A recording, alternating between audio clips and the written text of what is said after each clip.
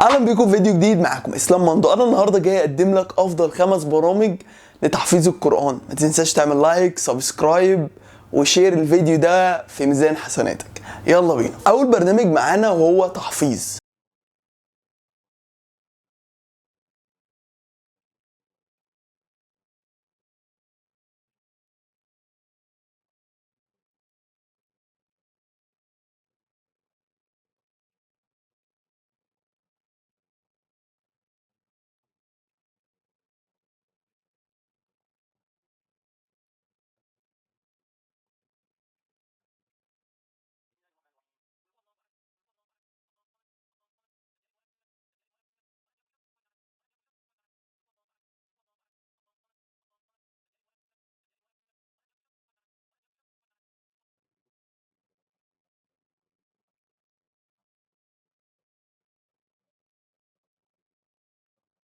تاني برنامج معانا وهو برنامج كنز القرآن.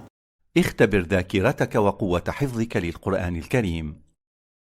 اقرأ الآية واملأ الفراغ. اضغط على الحرف واستمر بالسحب لتشكل الكلمة. وسائل مساعدة متنوعة: مساعدة بحرف، مساعدة بكلمة، إعادة الترتيب. حدد مستوى الصعوبة والإعدادات التي تناسبك. اختر السورة والآية التي تريد البدء منها، ويمكنك اختيار الجزء أو الحزب الذي ستراجعه. راقب إنجازاتك وتابع تقدمك بشكل يومي. تقرب إلى الله تعالى وثبت حفظك لكتابه الكريم، وحمل التطبيق الآن. تالت برنامج معانا وهو برنامج مكين.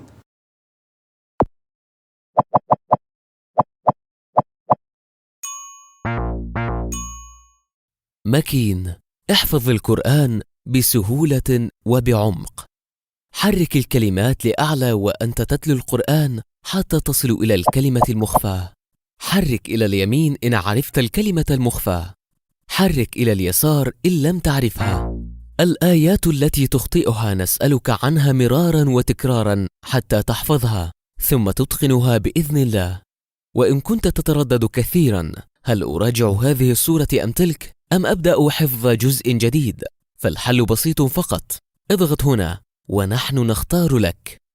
مكين. اجعل كتاب الله في قلبك. رابع برنامج معانا وهو برنامج المحفظ. قال الله سبحانه: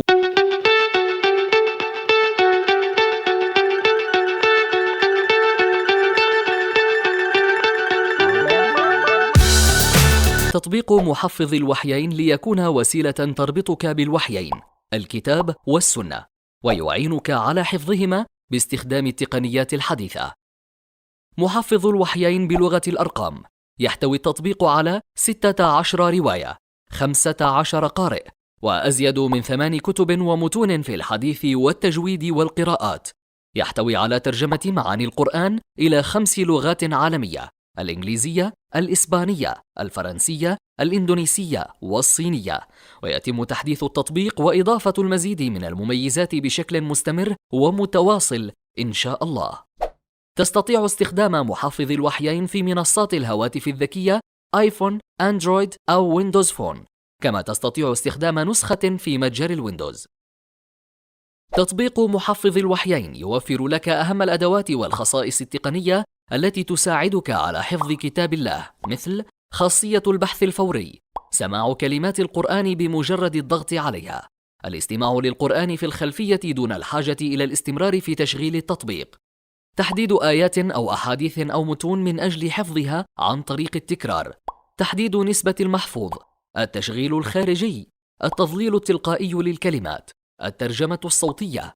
اكتشف بنفسك تطبيق محفظ الوحيين واستمتع بالكثير من الخدمات والمميزات الحصرية والمزيد من الخدمات الممتعة.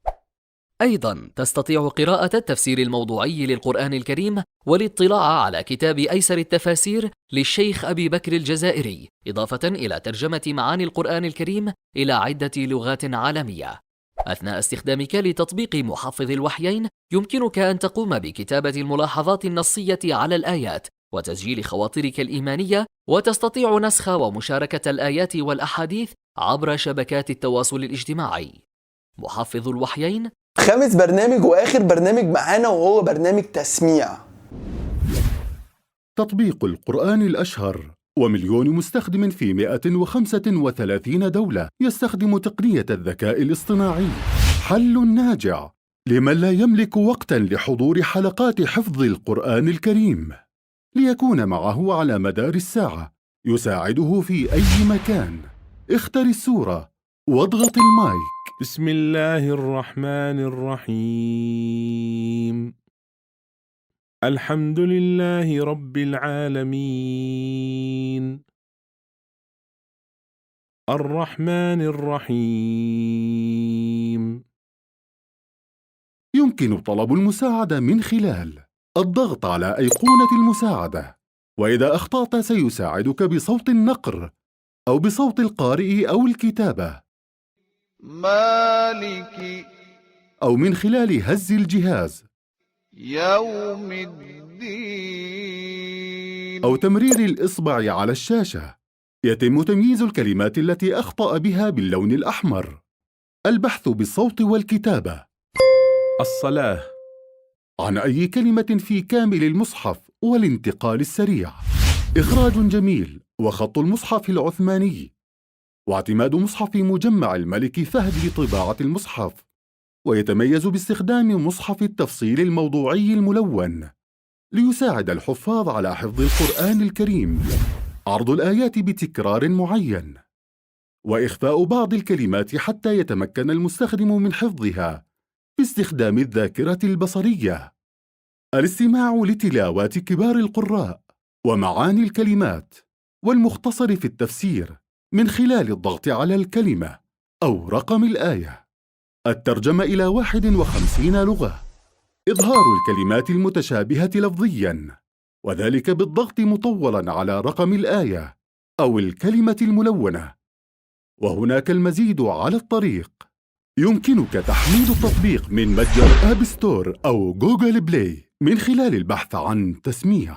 وبكده وصلنا لنهاية الفيديو. ما تنساش تعمل لايك، سبسكرايب، وشير الفيديو دوت لكل صحابك اللي بتحفظ معاك قرآن او اللي عايزة تحفظ قرآن، وكل ده في ميزان حسناتك. ودلوقتي احب اختم الفيديو بكلمة لا اله الا الله.